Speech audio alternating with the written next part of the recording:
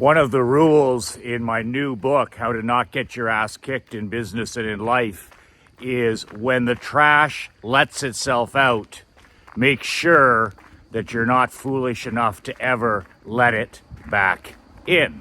This applies to your business and your personal life. Michael McLean, nobullbook.com. If you would like a physical copy of my brand new book, How to Not Get Your Ass Kicked in Business and in Life, go to nobullbook.com and order your copy there. Today is the final deadline. Immigration is open for my Michael McLean World Building Paper and Ink newsletter. Today, Wednesday, 11:59 p.m. is the drop dead deadline. If you wish to subscribe and receive September's newsletter, you need to take care of that today at badassletter.com. That's badassletter.com. Deadline tonight, Wednesday, last day of August, 11:59 p.m. So, the toughest advice for the toughest businessmen without the whiskey chaser.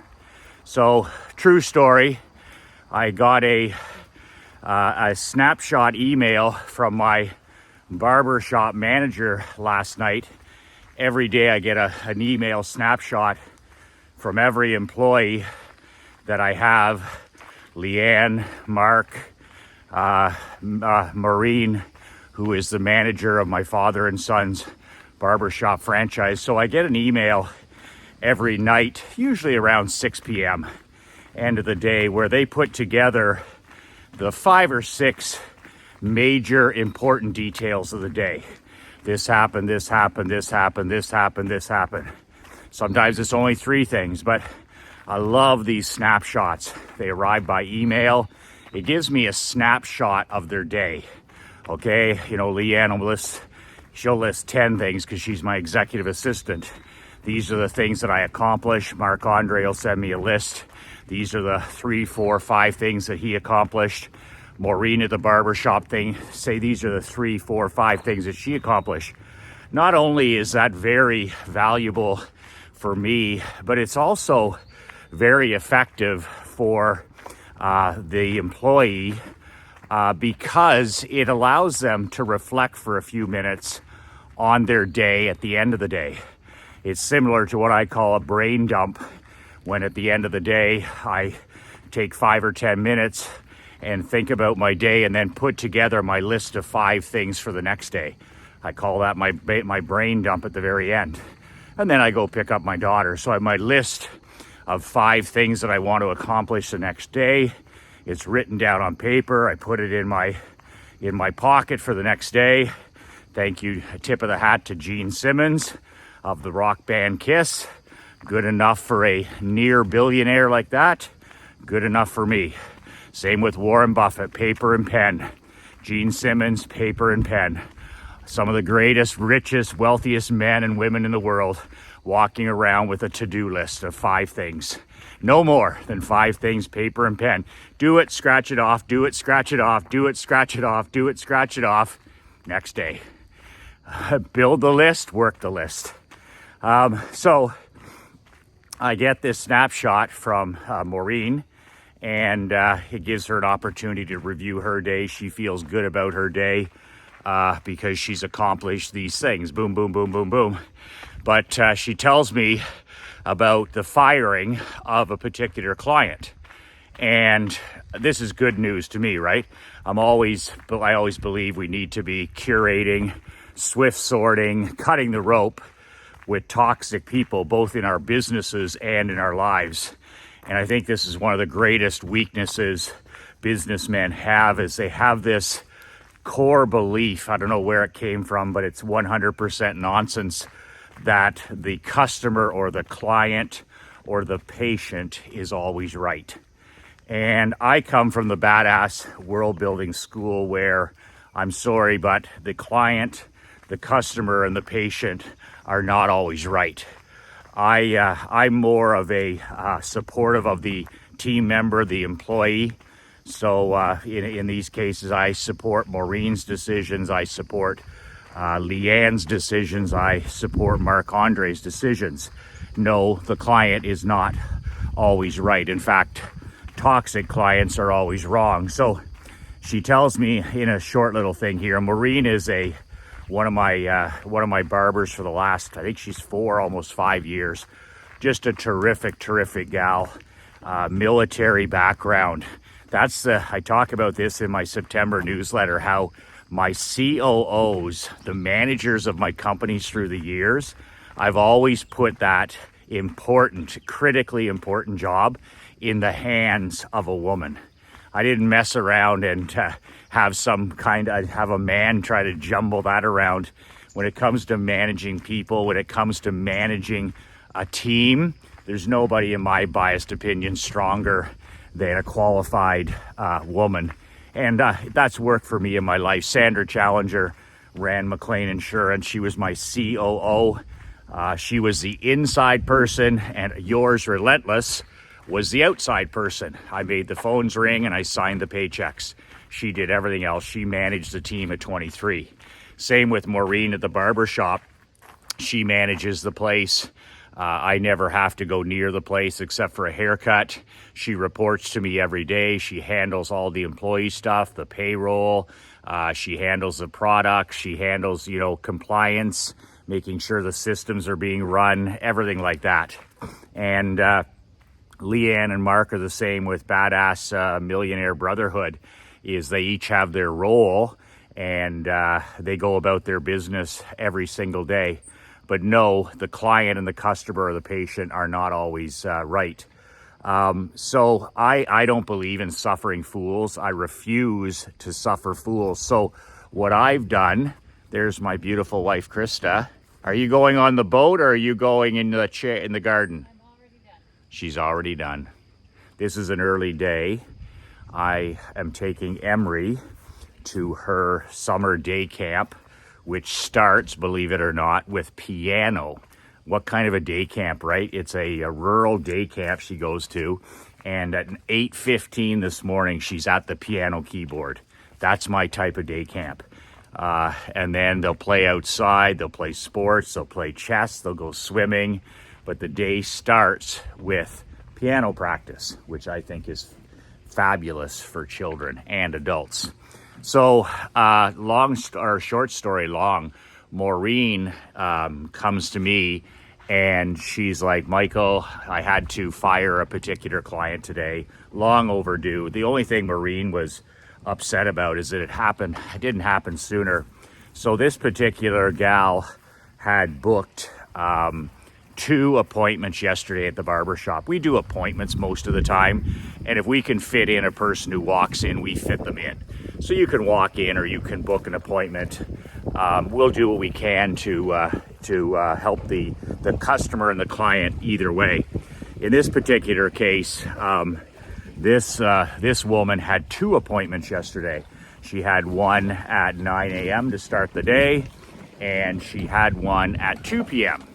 So I had 2 barbers working yesterday, Kimberly and Maureen.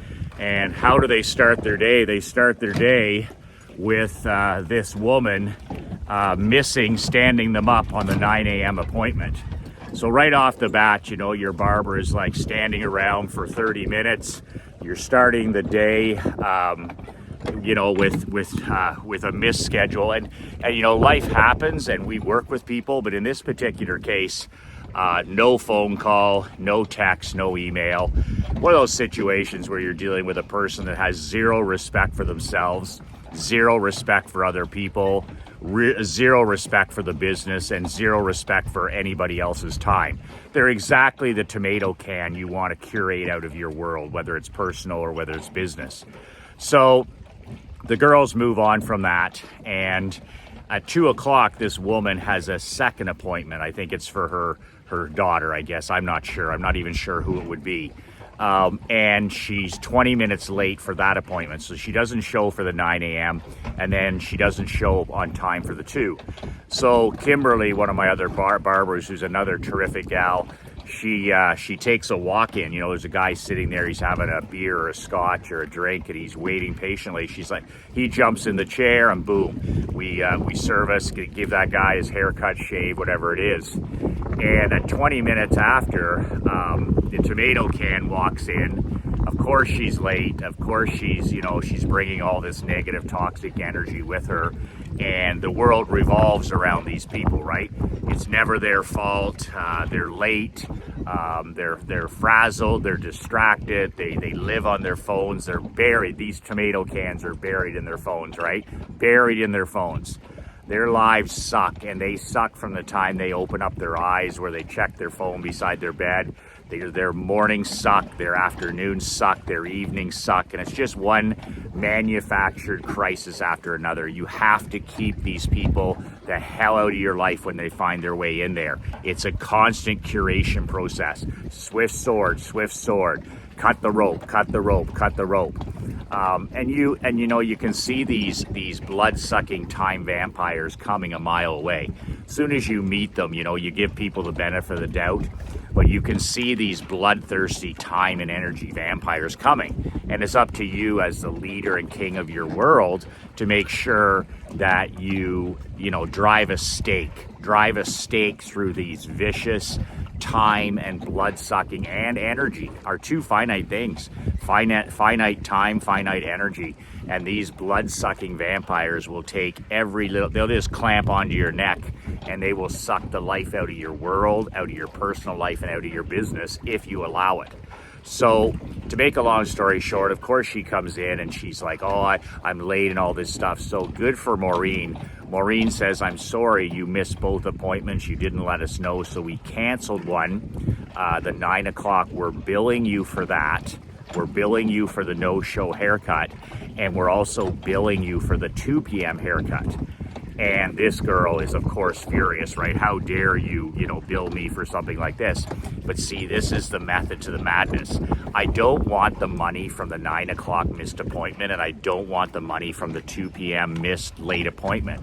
I want her gone. I want the tomato can gone. So I want the fool gone. So it works like a charm every time. So she makes a fuss, of course, and the girls have to deal with this one time, and then she's gone. That's the thing. The trash is about to let itself out, and Maureen just has to be tough enough, mentally tough enough, not to let the trash back in. So this is advanced stuff in business. It worked in pro sport, amateur sport, all my companies, but here's how it works.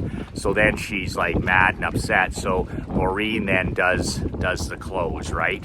She's like, this is the swift sword.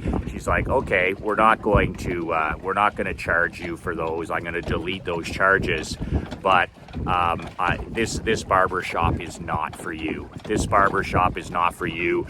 Clearly, we're not doing a good job, or you're not happy here because you've missed multiple appointments. And this happened a couple of other times as well. Shame on me for allowing that. Shame on Maureen for allowing that to happen. And so this girl was going to schedule another appointment for later in the week. And I said, absolutely, positively not. So we fire the client on the spot without her really knowing she's fired. So we refund the money, which gets her out of the shop for good. And then Maureen does not, I repeat, schedule anything with this person again. And they blacklist them. It's the same with anybody. Like, why cater to quitters, right? Like, it's why I don't cater to quitters. If somebody's unsubscribes from this daily video email, as an example, if you unsubscribe from this, we unsubscribe you, but I have Leanne put you on a blacklist, a banned list, so you can never resubscribe. You can't resubscribe. You can't come a year from now and say, I'm going to join Michael's list again. You just simply can't do it. And if you try to, well, I mean, I'll know. But that's my personal principle of never catering to quitters. Why would I invite somebody back in that quit my free daily video? Like, why would I cater to that person? They showed themselves to the door, so why would I let that person back into my world? They've proved that they're a quitter. Same thing with my monthly paper newsletter, Michael McLean World Building Letter. You know, if guys cancel their subscription, it's a monthly subscription, $97, $197 for platinum. If a guy cancels, that's no problem. You can cancel at any time. But you're banned, you're blacklisted, you're not coming back. And that goes back to my principle of not catering to quitters. You have them letting themselves out. The only mistake I can make as leader and king is to let that person back in, which I don't. They can come back a year from now, 2 years from now, but Leanne has them on a list that they can never resubscribe to my newsletter again. Same for anything, a mastermind. I did it with my auto insurance clients, my home insurance clients, my commercial clients. Like, cancellations and reinstatements are a drain on the insurance business, as an example. So I introduced that principle, which was completely unheard of. If you cancel or quit in terms of your insurance policy, you're banned and blacklisted. Go somewhere else. I do not cater to quitters. I do not suffer fools. And this is something I saw a friend of mine, a badass friend of mine, who's actually a newsletter subscriber now. And this cat, I mean, talk about balls. He's changing the gym and fitness industry by applying my no catering to quitters principle. So, you know, there's incredible churn in the gym business, in the fitness. It's just come and go, come and go. It's a gypsy business, right? You have 10% of the people you keep, 80% just churn, come and go, back on New Year's Day, gone, cancel, all this stuff. So I said to him, I said, how about a no quitters policy, no catering to quitters? In other words, build your own world. He said, Michael, retention is now through the roof. He's only been doing this for about 5 months. Where if you cancel your gym membership, if you cancel your fitness center membership, he blacklists the person and he no longer caters to quitters.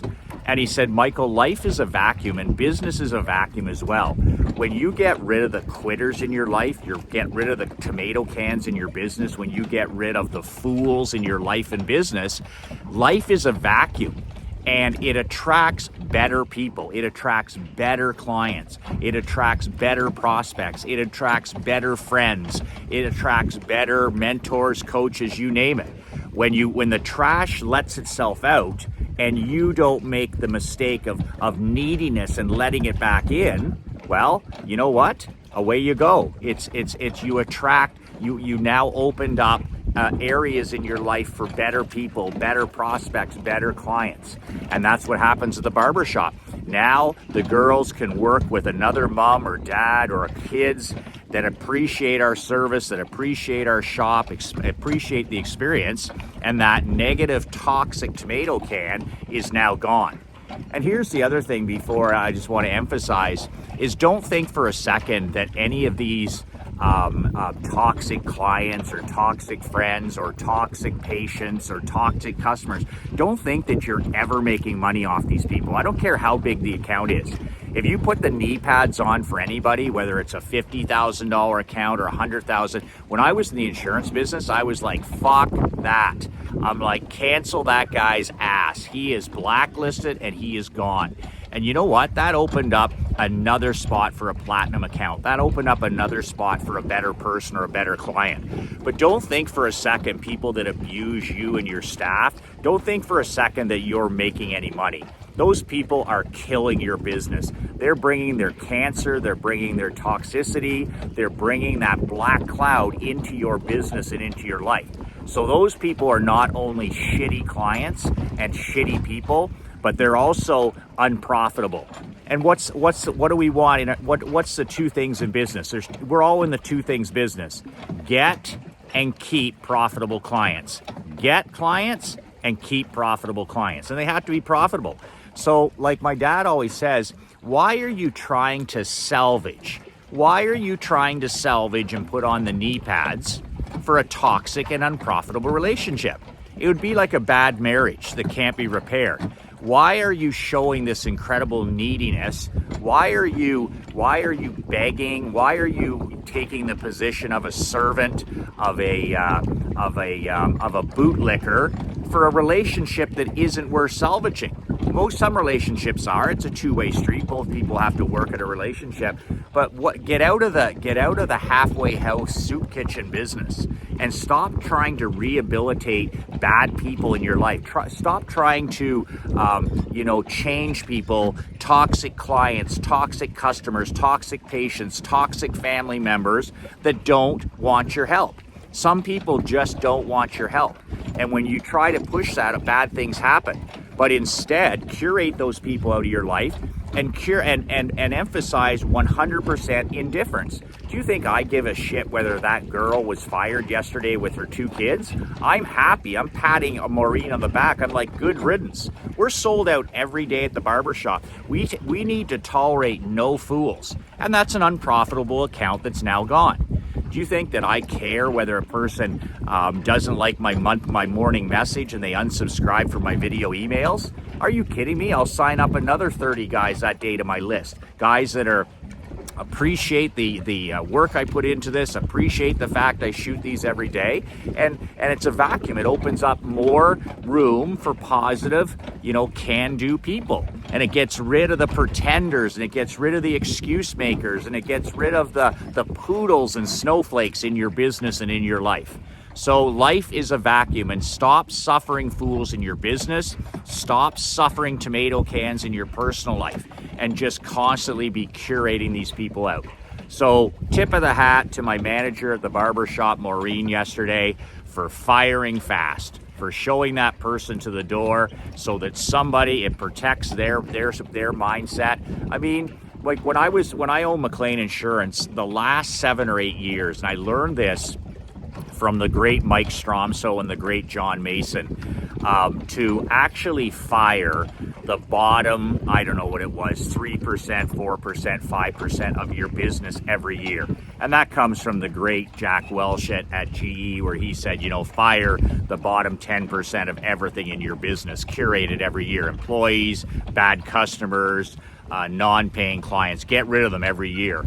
And that should be 20%, by the way. So what I did in McLean Insurance is I used to go around to my service representatives, my CSRs, and there was 5 of them, 5 gals, and I would say, listen, write down on a piece of paper over the next week any of the 5 most toxic clients that you deal with day to day. The 5 most toxic clients that just, beat you to death every year, week in, month out, this kind of stuff, non-profitable trash. And we'll take that trash to the curb.